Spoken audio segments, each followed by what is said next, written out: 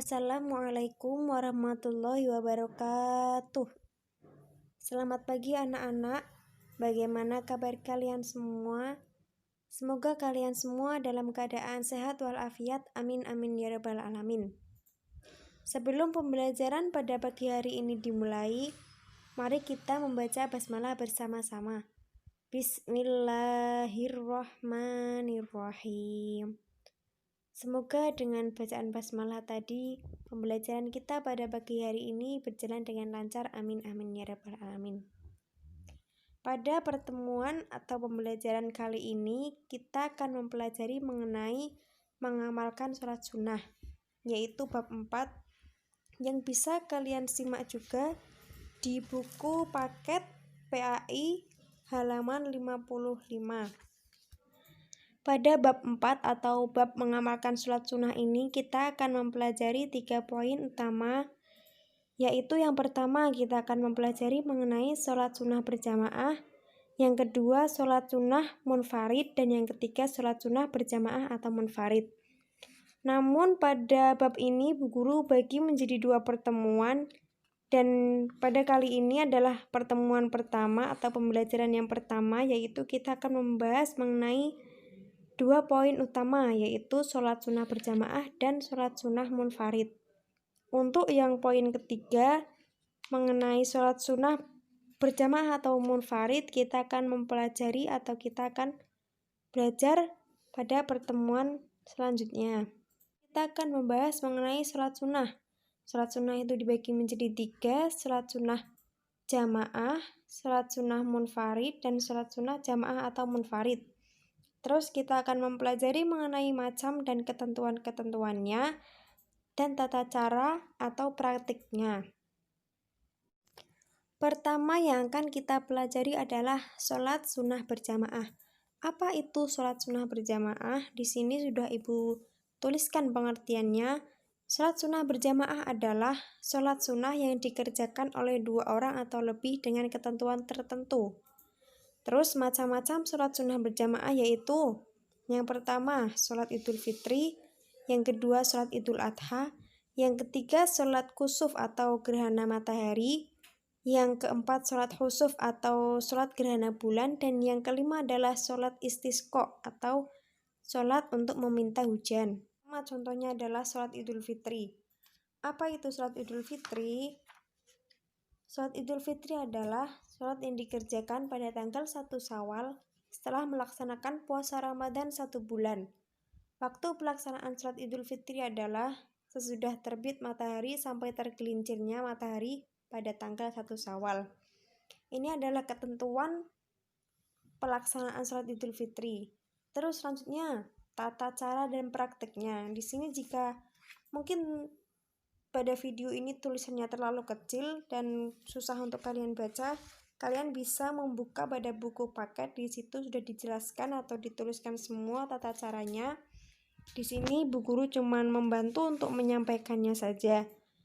Tata caranya yaitu yang pertama membaca niat. Bagaimana niatnya? Niatnya adalah usolli sunatan li idil fitri rok'ataini makmuman lillahi ta'ala. Terus, yang kedua, pada rakaat pertama membaca doa iftitah, bertakbir sebanyak 7 kali, di sela takbir disunahkan membaca bacaan tasbih. Selanjutnya, setelah takbir 7 kali dan membaca bacaan tasbih, dilanjutkan membaca Al-Fatihah dan membaca salah satu surat dalam Al-Quran. Nah, di sini diutamakan kalian membaca surah Al-Qaf atau surah Al-A'la. Terus pada rakaat kedua setelah takbir berdiri, kemudian membaca takbir sebanyak 5 kali sambil mengangkat tangan, dan di sela takbir disunahkan membaca tasbih. Perbedaannya adalah pada rakaat pertama ada 7 kali takbir dan pada rakaat kedua ada 5 kali takbir. Selanjutnya, sholat Idul Fitri ditutup dengan salam. Setelah itu khatib mengumandangkan khutbah 2 kali. Khutbah pertama dibuka dengan takbir 9 kali dan khutbah kedua dibuka dengan takbir 7 kali. Terus, setelah sholat Idul Fitri, para jamaah dianjurkan untuk bersalaman dan bersilaturahmi. Khusus Hari Raya Idul Fitri, kita disunahkan mengucapkan selamat kepada sesama saudara atau muslim ketika bertemu. Selanjutnya yang kedua, contoh sholat sunnah berjamaah adalah sholat Idul Adha. Apa itu sholat Idul Adha? Sholat Idul Adha adalah sholat yang dilaksanakan pada hari raya kurban atau hari raya Idul Adha. Sholat ini dilaksanakan pada pagi hari tanggal 10 Zulhijjah, bertepatan dengan pelaksanaan rangkaian ibadah haji di Tanah Suci. Lalu bagaimana tata cara dan pelaksanaannya? Hampir semua ketentuan dan tata cara sholat Idul Adha sama dengan sholat Idul Fitri. Perbedaannya hanya pada niat. Bagaimana niat sholat Idul Adha?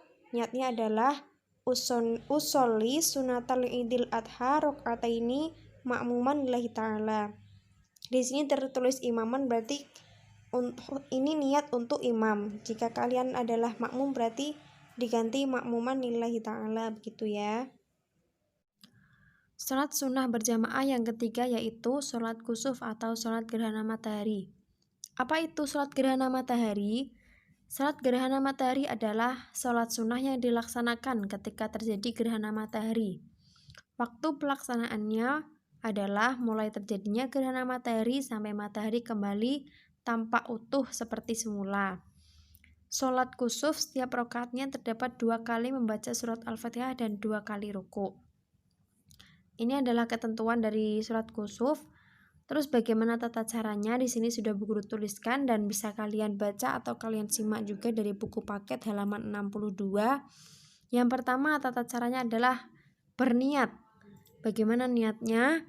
Usolli sunatali kusufis samsi imaman atau makmuman lillahi ta'ala.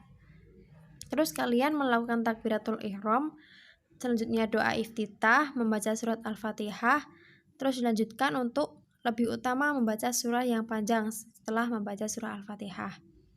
Terus selanjutnya yaitu kalian melakukan ruku dengan membaca tasbih sebanyak-banyaknya. Terus iktidal, tangan kembali bersedekap di dada, kemudian membaca Al-Fatihah dilanjut surah Quran yang lain. Jadi setelah kalian ruku berdiri, dilanjutkan membaca Al-Fatihah lagi, kemudian kalian ruku lagi dengan membaca tasbih sebanyak-banyaknya, kemudian berdiri iktidal, terus dilanjutkan sujud. Sujudnya agak dipanjangkan. Terus duduk di antara 2 sujud, kemudian sujud yang kedua agak dipanjangkan. Kemudian bangkit menuju rakaat kedua, dan rakaat kedua dilaksanakan sebagaimana rakaat pertama, yaitu dengan membaca surat Al-Fatihah 2 kali dan rukuknya juga 2 kali. Pada sujud terakhir dianjurkan membaca atau memperbanyak istighfar. Selesai sholat, imam atau khatib menyampaikan khutbah. Sholat sunnah berjamaah yang keempat yaitu sholat khusuf atau sholat gerhana bulan. Sholat gerhana bulan atau sholat khusuf adalah sholat sunnah yang dilaksanakan ketika terjadi peristiwa gerhana bulan. Waktu pelaksanaannya adalah mulai terjadinya gerhana bulan sampai bulan tampak kembali utuh. Lalu bagaimana tata cara pelaksanaannya? Tata cara pelaksanaan sholat gerhana bulan hampir sama dengan sholat gerhana matahari. Hanya niatnya saja yang berbeda. Bagaimana niatnya? Niatnya adalah usolli sunatali khusufil qomari rok'ataini lillahi ta'ala. Selanjutnya, sholat sunnah berjamaah yang kelima adalah sholat istisqa. Nah, sholat istisqa adalah sholat sunnah 2 rakaat yang dilaksanakan untuk memohon diturunkan hujan. Sebelum dilaksanakan sholat istisqa, diharapkan untuk berpuasa selama 4 hari berturut-turut. Ini adalah ketentuan dari sholat istisqa, yaitu sebelum kalian melaksanakan sholat istisqa, kalian itu diharapkan untuk berpuasa dulu selama 4 hari berturut-turut. Lalu bagaimana tata cara pelaksanaannya? Tata cara pelaksanaannya adalah yang pertama, muazin tidak perlu mengumandangkan azan dan iqomah, cukup dengan seruan as-sholatu jami'ah. Terus yang kedua, membaca niyah. Bagaimana niatnya? Niatnya adalah usolli sunatalil istiqoi rok'ataini makmuman lillahi ta'ala. Terus sholat dilaksanakan seperti sholat sunnah biasanya, yaitu dengan 2 rakaat. Kemudian setelah salam, khatib membaca 2 khutbah. Pada khutbah yang pertama dimulai dengan membaca istighfar 9 kali, dan yang kedua membaca istighfar 7 kali. Yang kedua, sholat sunnah munfarid atau sholat sunnah yang dilaksanakan secara individu atau sendiri. Sholat sunnah munfarid terbagi menjadi 3 macam. Yang pertama, sholat rawatib. Yang kedua, sholat tahiyatul masjid. Dan yang ketiga, sholat istikharah. Yang pertama adalah sholat sunnah rawatib. Sholat sunnah rawatib adalah sholat sunnah yang dilaksanakan menyertai atau mengiringi sholat fardu, baik sebelum atau sesudahnya. Nah, di sini sholat sunnah rawatib itu terbagi menjadi 2, yaitu yang pertama sholat rawatib muakkad dan yang kedua sholat rawatib ghairu muakkad. Di sini sudah Bu Guru gambarkan menjadi sebuah tabel yang yaitu bisa kalian lihat sholat rawatib muakkad itu bagaimana pembagiannya, dan sholat rawatib ghairu muakkad itu apa saja bagiannya. Di sini Bu Guru bantu menjelaskan. Sholat sunnah rawatib muakkad itu adalah qobliyah subuh, terus qobliyah zuhur,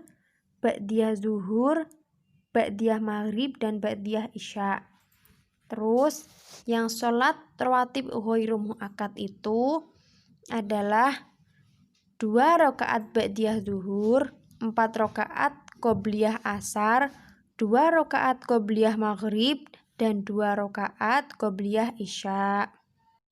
Tata cara pelaksanaan sholat rawatib adalah yang pertama, niat menurut waktunya. Terus dikerjakan tidak didahului azan dan iqomah. Terus yang ketiga, dilaksanakan secara munfarid atau sendiri. Yang keempat, satu kali salam setiap 2 rakaat. Yang kelima, dibaca sir atau pelan. Yang keenam, berdiri bagi yang mampu. Dan yang ketujuh, berpindah sedikit dari tempat sholat fardu. Di sini Bu Guru contohkan salah satu niat, yaitu niat sholat qobliyah subuh. Usolli sunata subhi rakaataini qobliyatan mustaqbilal qiblati lillahi ta'ala.